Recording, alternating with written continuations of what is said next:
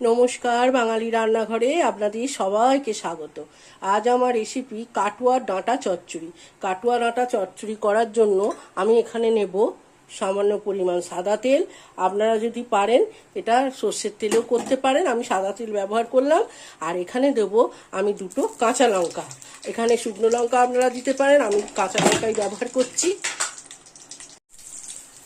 আমি এখানে দুটো কাঁচা লঙ্কা ব্যবহার করলাম। আর যেটা দিতে হবে এখন এই পর্যায়ে আমি এখানে দেব একটু পাঁচ ফোড়ন, একটু মানে এক চামচ মতো পাঁচ ফোড়ন, আর হলুদ আর পাঁচ ফোড়নটা এই সময়তেই দিয়ে দিতে হবে। আর আমি এখানে যেটা ব্যবহার করব আসল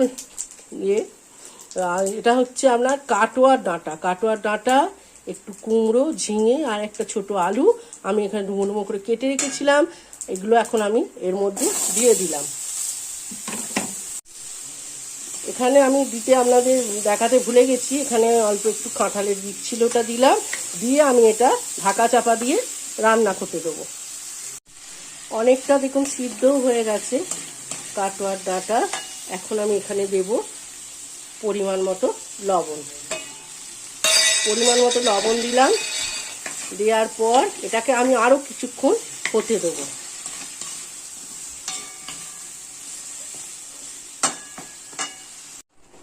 এখানে আমি সামান্য একটু জল দিয়েছি যাতে ডাঁটাগুলো একটু সেদ্ধ হয়।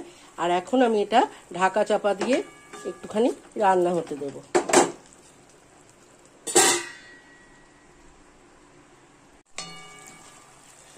কাটোয়ার ডাঁটা সম্পূর্ণ সিদ্ধ হয়ে গেছে, কুমড়োও সিদ্ধ হয়ে গেছে, আলুও সিদ্ধ হয়ে গেছে। এখন আমি এখানে দেব মানে হাফ চামচে সাদা সর্ষে আর হাফ চামচে আপনার রাই সর্ষে।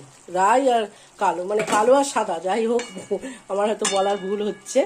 হ্যাঁ, এটা দিলাম। দেওয়ার পর এখানে যেটা দিতে হবে আমি চিনি এখানে একদমই ভালো লাগবে না, এখানে দিতে হবে সামান্য একটু মিষ্টি লাগে, সামান্য একটু গুড় দিলাম। এই গুড় দিয়ে কাটোয়া ডাঁটাটা একটু করে দেখবেন, অসাধারণ খেতে লাগে।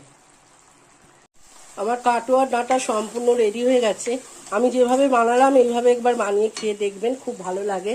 এখন যেটা দিতে হবে অল্প সামান্য একটুখানি সর্ষের তেল দিলাম।